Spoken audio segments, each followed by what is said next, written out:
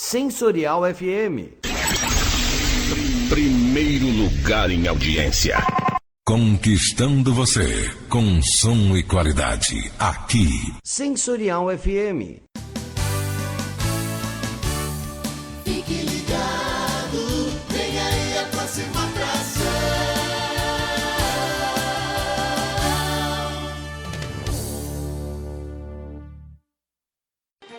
O programa a seguir é de responsabilidade de seus produtores e locutores. Sensorial FM, a rádio que ouve você. Começando na Sensorial FM, o programa Umbanda Sem Fronteiras. É só aqui na Sensorial FM, a rádio que ouve você.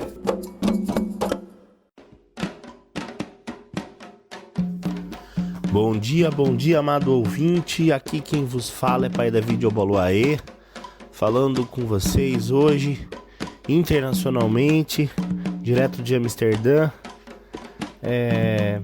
O assunto de hoje é um assunto muito polêmico e eu gostaria de tratá-lo com muito carinho, com muito amor, com muita delicadeza, para que a gente possa abordar o assunto sem ofender a ninguém.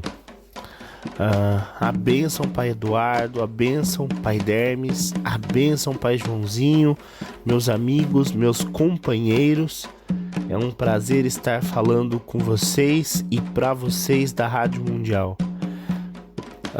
O assunto de hoje é um assunto um tanto quanto polêmico, no qual a gente aborda uma questão clara quando nós falamos da tal da obrigação com o santo, da obrigação com o orixá, né, da cobrança do orixá.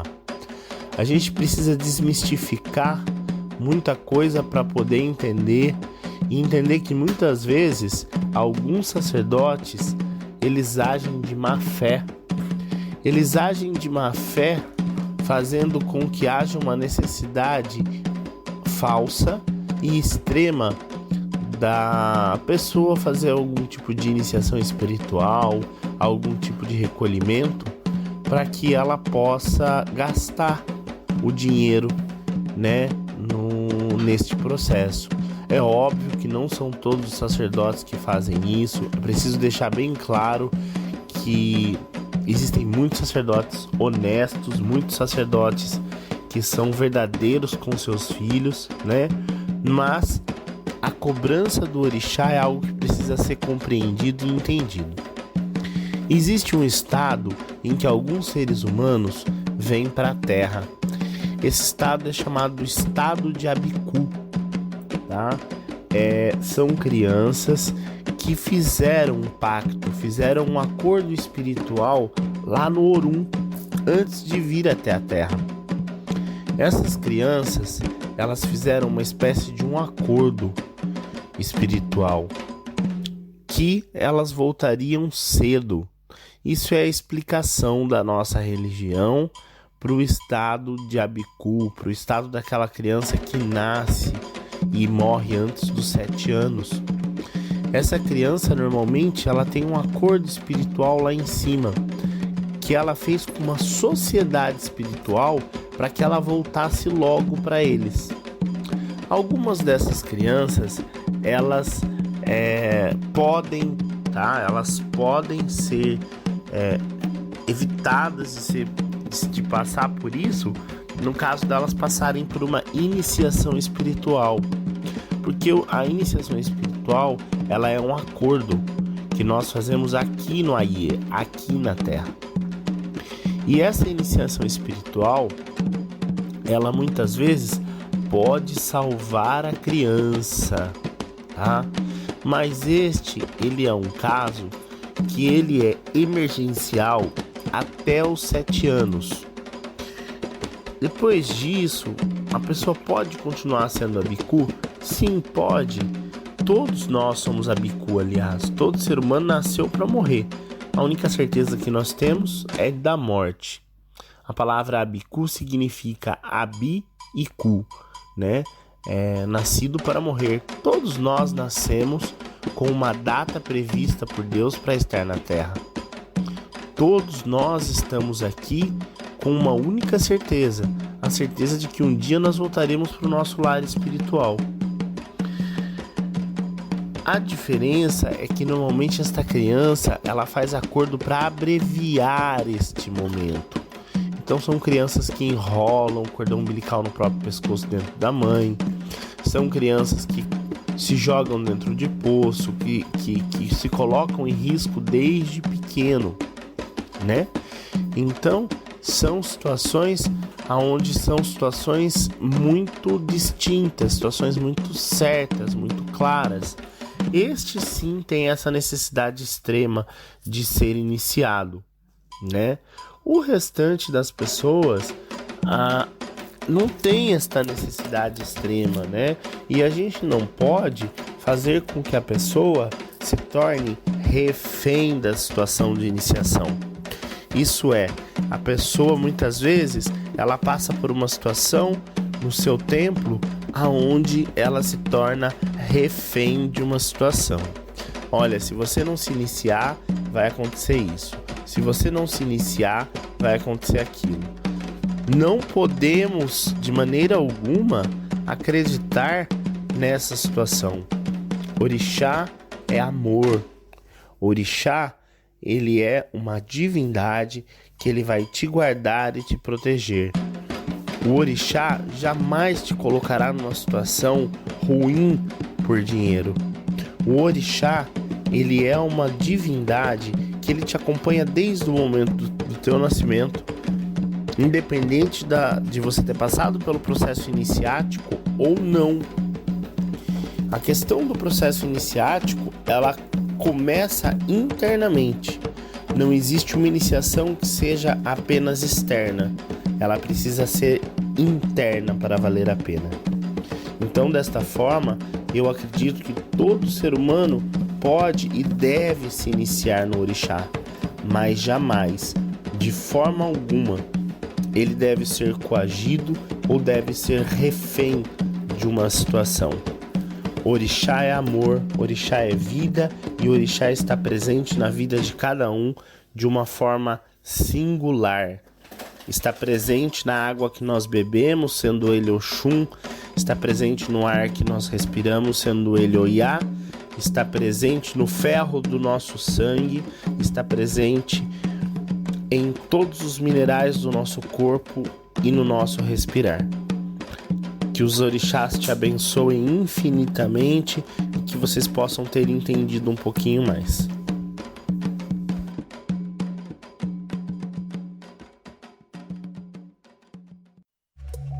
Inspirado em quem tem um monte de prioridades e vive intensamente cada uma delas. Inspirado em quem consegue estar sempre perto, mesmo quando está longe. Inspirado em quem não deixa nada para depois, principalmente o que é mais importante. Personalité Digital. A gente se inspirou em você para ser mais próximo, compartilhar o que conhecemos, reinventar o nosso relacionamento. Itaú Personalité Digital, para ser ainda mais pessoal. Na Umbanda, nós temos as amadas crianças, nós temos os herês, que são o culto mais próximo da sociedade de Ebé, no caso, que trata a questão do abicuísmo, né? A sociedade de Ebé é a sociedade do Orum, a sociedade do Ebé Orum, é a sociedade dos amigos lá do céu. São esses amigos que fazem o pacto com algumas pessoas antes dela voltar, permitindo dessa forma que muitas vezes a pessoa se encontre num estado de infelicidade sobre a Terra, né? Ela não encontra contentamento em lugar nenhum, ela vive constantemente em depressão, ela vive constantemente no estado de tristeza, sente saudade de casa, sente saudade de um lugar que ela não sabe onde é, sente saudade de pessoas que não estão perto dela. E esse estado de abicuísmo, ele provoca um profundo descontentamento em todas as áreas da vida da pessoa, amorosa e etc. Na Umbanda, isso pode ser tratado através dos herês, através de oferendas aos herês, através de velas acesas aos herês, né? A gente na nossa casa costuma fazer uma oferenda para os herês, onde a gente prepara um alguidar ou alguns alguidares bem cheio de doce, pega esse alguidar, cada pessoa presente nesta oferenda come um dos doces do alguidar, o restante dos doces são passados em volta da pessoa e são feitas essas entregas no altar para a ibejada, para os herês, né? No intuito de trazer alegria, de trazer contentamento para a pessoa. Esse ritual, embora que simples, tem um poder muito grande de tratar a pessoa que tem essa questão do abicuísmo, né? Ele pode ser realizado uma vez a cada 6 meses e ter um efeito muito, muito positivo. É muito importante que nesse ritual as pessoas presentes comam do doce e a pessoa que está recebendo o ritual também coma um doce. Porque os orixás, eles comem pela boca do homem. E quando as pessoas comem em sociedade, em homenagem àquela pessoa que está recebendo essa oferenda, elas ajudam ao espírito daquela pessoa a entender que ela faz parte de algo maior, que ela faz parte de uma sociedade aqui no Aie, que chamado é Beaie, né? E os amados espíritos da Umbanda, os herês, a mais alta hierarquia espiritual de divina luz do nosso Congar, aceita essa oferenda e traz para a pessoa muita luz, muita misericórdia, traz para a pessoa muito contentamento na vida dela. Então, a gente precisa entender essa questão do Abiku desta maneira, né? Quem tem essa característica tem uma necessidade maior da iniciação espiritual.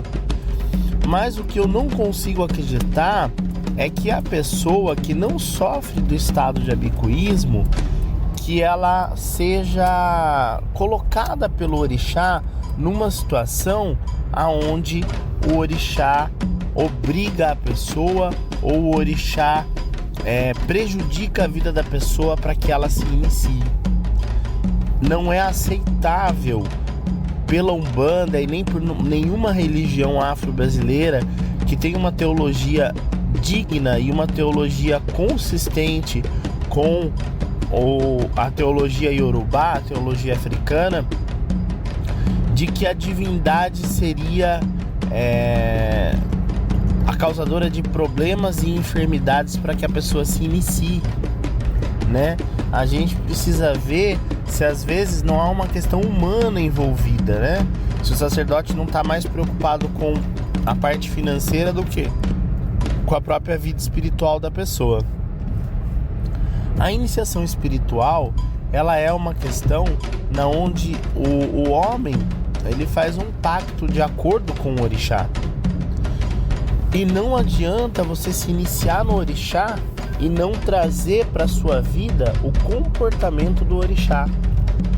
Você precisa ter o orixá para dentro da sua alma, para dentro da sua mente, para dentro da tua cabeça, e precisa ter o orixá também dentro do seu comportamento.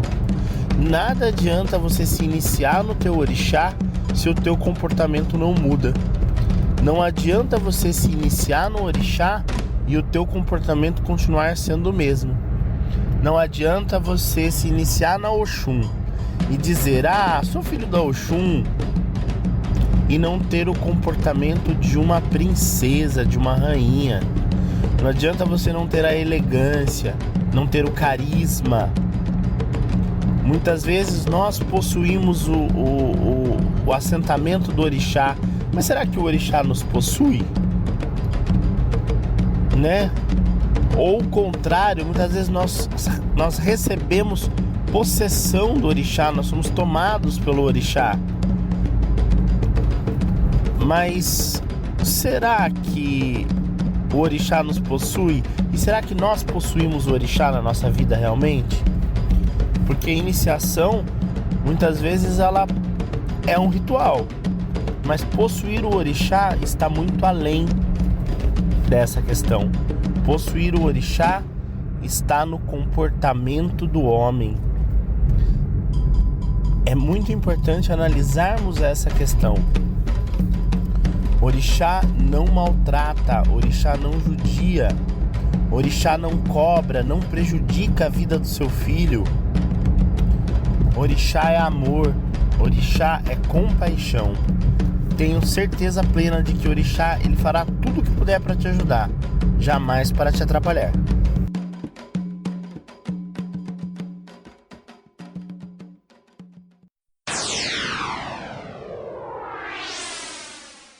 Tenha um programa na Sensorial FM. Tecnologia e modernidade, conforto e qualidade. É assim que se faz. O seu programa na Sensorial FM, sem precisar ir até o nosso estúdio. Saiba mais. Entre em contato pelo Rádio Nextel 11 940 26 60 68 ou pelo e-mail contato@sensorialfm.com.br.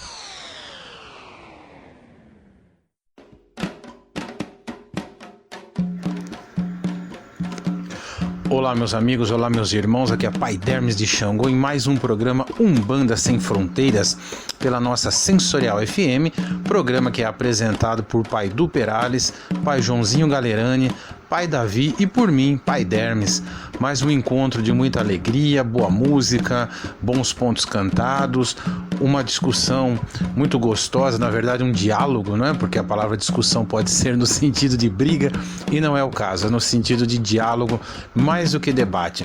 Eu costumo me repetir há muitos anos o seguinte: diálogo sempre, debate quando necessário, polêmica para quê? Se não for acrescentar, se não for para somar, se não for para respeitar a diversidade, se não for de forma respeitosa, mesmo com aqueles que trazem ideias das quais eu discordo, quando digo eu, não apenas Pai Dermes, mas todos nós, né?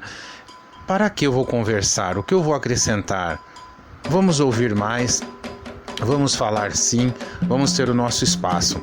E nesse diálogo gostoso, o tema de hoje é Orixá Cobra, e eu entendo que sim e que não. O que eu entendo que sim? Não é? Foi assim que eu aprendi e tem sido assim que eu tenho vivenciado. Orixá cobra responsabilidade. Então eu assumo uma responsabilidade numa casa, num terreiro. Eu costumo dizer assim, é como um posto de saúde, ninguém gosta do atraso dos médicos, ninguém gosta de passar mal em fila. Nós também, enquanto enfermeiros da espiritualidade, que são os médicos, temos que ter horários, temos que ter responsabilidades para com a espiritualidade, para conosco mesmo enquanto médiuns e para com a casa, para com o terreiro, para com o ritual de cura, de luz, de equilíbrio de todos, em especial de quem mais está necessitando naquele momento. Então eu entendo que, inclusive em termos de desenvolvimento e ou iniciação, há diferenças e cada umbanda trabalha de uma forma. Existe sim essa cobrança de responsabilidade. Meu filho, minha filha, você quer realmente estar aqui? É de sua vontade? É de seu livre-arbítrio? Porém, entender a espiritualidade como uma espécie de escravidão, particularmente, não bate com aquilo que os orixás são: seres de luz, sábios, com uma vibração trocentas vezes maior do que a minha. Então, o que eu entendo, eu pego alguns exemplos para ficar mais claro. Todos nós, quando estamos neste plano físico, nós assumimos compromissos na espiritualidade. Esses compromissos se dão por meio do livre-arbítrio também. Cada qual é senhor do seu destino. Eu posso fazer besteiras, eu posso fazer coisas positivas, e a espiritualidade respeita isso. Muitas vezes, por razões diversas, eu não consigo cumprir aquele programa inicial, mas eu o adapto de uma forma, muitas vezes sem consciência até, que eu possa trabalhar, pouco que seja, se não forem 10 itens que eu trabalhe 6 bem trabalhados. E assim eu vou evoluindo. Muitas vezes, ao encarnar por algumas dificuldades que não conseguimos vencer, quem assumiu compromissos com a espiritualidade enquanto orixás, guias e guardiões, nem sempre consegue vivenciá-las, ou muda por razões culturais, por razões familiares, enfim. Ora, a espiritualidade nunca vai lhe virar as costas, porque a espiritualidade ela é flexível. Eu dou um exemplo familiar. Eu tenho primos que são médiuns de Umbanda e por razões pessoais, quando o terreiro, que era chefiado por uma nossa tia carnal, fechou, eles não quiseram ir para outros terreiros. Então alguns trabalham em segmentos espirituais diversos que inclusive às vezes falam mal dos orixás.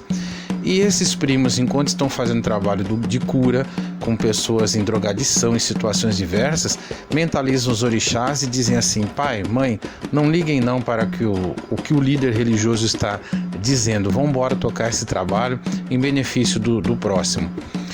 Outras vezes, para o bem do próprio médium, a espiritualidade evidentemente coloca algumas situações, algumas placas de orientação que vem por meio de dificuldades ou para o despertar por meio de uma doença física que nada mais é do que a limpeza, porque o físico é o último estágio de uma depuração espiritual, mental, psíquica, e aí a pessoa desperta e fala: nossa, é isso mesmo que eu quero, é para isso que o meu coração bate, seja pelo amor, seja pela dor, como se diz popularmente. É preciso o livre-arbítrio, é preciso querer estar numa casa de santo, numa família de axé, seja o segmento que for. Então eu particularmente entendo assim, como eu digo do início, o que é cobrado e o que não é cobrado se deixa à vontade, mas de acordo com a responsabilidade, evidentemente, de cada encarnado, porque todos nós temos um programa de débitos e créditos e nós vamos cumprindo. Certamente sairemos, a maioria de nós, desta encarnação com algumas dívidas assim no Serasa espiritual que nós vamos quitando ao longo do tempo. O importante é fazer o nosso melhor de acordo com a vibração e pedir principalmente orientação e afinar a divindade interna com a religião, com o culto à divindade de forma externa, tem que refletir isso no interno. Então os orixás, primeiro, eles brotam em nós, estão conosco, orixás, guias e guardiões o tempo todo. Peçamos orientações, vejamos as nossas possibilidades, sejamos sinceros. Agora, não sejamos também preguiçosos, lenientes, enfim, eu quero só ficar deitado o dia inteiro. Não, aí não é uma situação legal, ok? Curta mais aí o nosso programa, os nossos irmãos apresentadores, Pai Davi, Pai Joãozinho, Pai do Perales e, claro, a trilha sonora fantástica da nossa Sensorial FM. Abraço, gratidão e axé.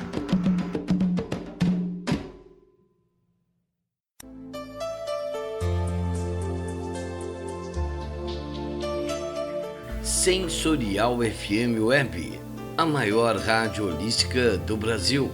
Levamos aos ouvintes uma programação para esclarecimento interreligioso, unindo a espiritualidade ao bem-estar, qualidade de vida e conscientização da preservação ao meio ambiente. Corpo, mente e espírito formam a Sensorial FM Web.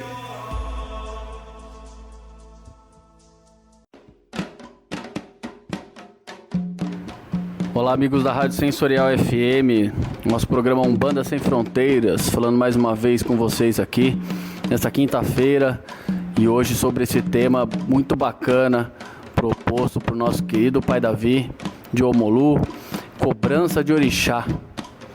Antes de mais nada, quero falar de um dos nossos apoiadores, da loja Olorum Store. Acesse www.olorum.com.br. Artigos esotéricos, imagens, você encontra tudo na loja Olorum Store. Então vamos lá falar sobre cobrança de orixá. Muita gente tem pensamento e se confunde um pouco sobre cobrança de orixá. E eu acredito muito que essa cobrança de orixá é algo natural, não algo proposital, muito vai de filhos de santo, de sacerdotes ou das próprias pessoas que confundem realmente as situações e que não entendem realmente do propósito dos orixás, das forças dos orixás, e devem entender também que se vocês estão dentro de um lugar sagrado, dentro de um terreiro de Umbanda, onde essas forças são concentradas através de firmezas e assentamentos, ou seja, de imagens cruzadas, não é algo natural de ser cobrado. É simplesmente algo que você chega dentro de um terreiro, você sauda os orixás, você se permite entrar em contato com eles, e essa sintonia é agradável para a vida e para todos aqueles que sentem e para todos aqueles que fazem da Umbanda uma religião melhor. As pessoas como filhos de santo, como sacerdotes, ou mesmo dentro da religião de Umbanda, quando nós dissemos sobre orixás, acreditam que podem fazer um ebó, uma entrega para orixá, fazer uma firmeza na sua casa, acender uma vela para orixá, que tudo vai se resolver, e na verdade não é dessa forma. Na verdade, o contato e a sintonia com os orixás devem ser frequentes. Há de haver um agradecimento maior em cima das forças desses orixás que a pessoa sente ou que a pessoa passa, e isso tem que ser totalmente natural, não é mesmo? Então não há de haver cobranças de orixá, ou orixá que cobram por uma determinada função ou um determinado trabalho. Na religião de Umbanda, então, nós não acreditamos em tais cobranças de orixá, sendo assim algo natural, algo que as pessoas precisam ter sempre em seus fundamentos, precisam ter sempre na sua educação religiosa, e entrar em sintonia com os orixás, sentir as forças dos orixás.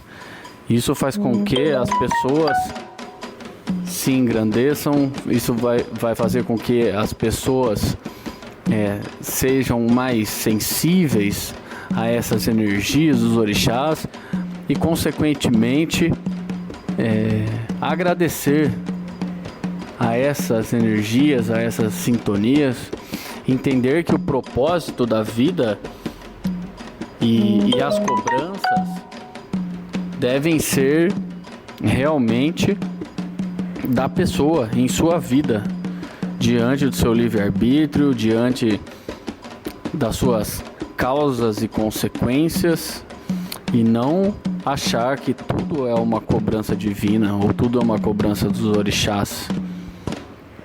Existem karmas, existem outros fatores que levam as pessoas a descrer ou acreditar que está havendo uma cobrança espiritual, uma cobrança dos orixás, e na verdade não é isso.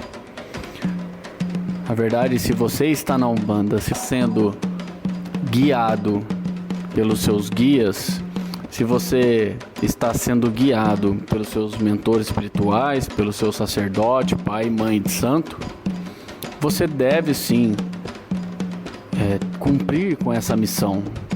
Você deve se entregar, respeitar e atingir os seus objetivos dentro da religião, sendo ela a caridade, sendo ela a fé, sendo ela o desenvolvimento mediúnico e o próprio amor. Isso faz com que seja irradiado entre as pessoas, e não com que o orixá cobre algo das pessoas. A cobrança maior deve vir de si mesmo, deve vir dos seus guias e do seu propósito com a religião de Umbanda. Então vamos ficando por aqui com mais um bloco. Aqui quem falou com vocês é Pai do Perales, do Templo de Umbanda Harmonia e Luz. Eu mando um saravá a todos vocês, um grande axé. E que meu Pai Xangô os abençoe hoje e sempre. E que assim seja. Um grande abraço, gratidão e axé.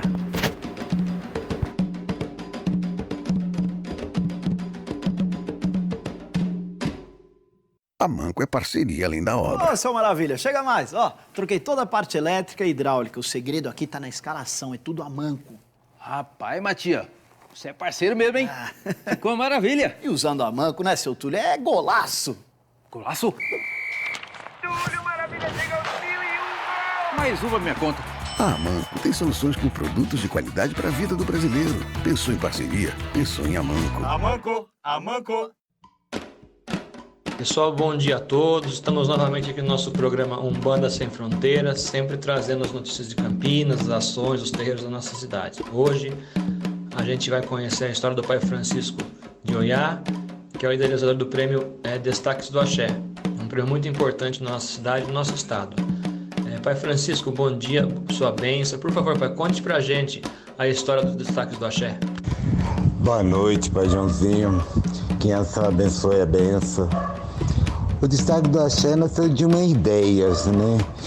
De fazer um projeto ao qual a gente mesmo possamos homenagear as pessoas de matriz africana, seja de candomblé e de umbanda. O ano passado foi o 5º ano do Destaque do Axé. A gente já homenageou 64 pessoas, 64 babalorixás e alorixás e pai de santo de Umbanda, fora autoridades também que prestam serviço social em prol de matriz africana. Perfeito, Pai Francisco. Parabéns novamente pela iniciativa, o senhor é um grande parceiro. Conte para nós, Pai, a sua trajetória religiosa.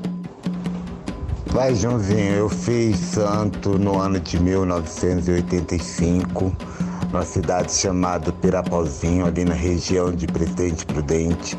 Sou da família de Oxum Todemi, neto de Babá Bobó, Axé, Oxumaré.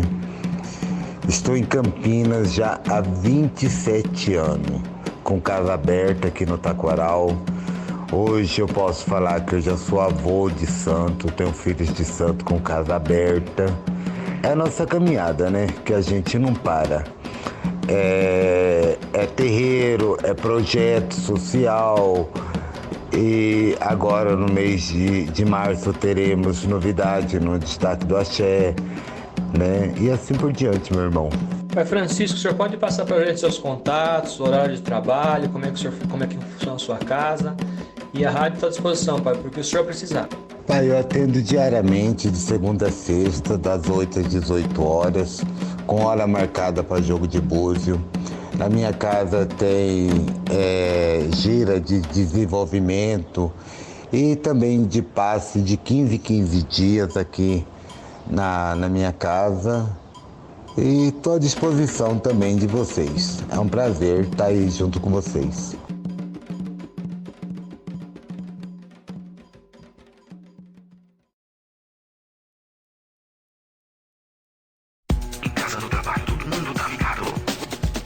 Sensorial FM.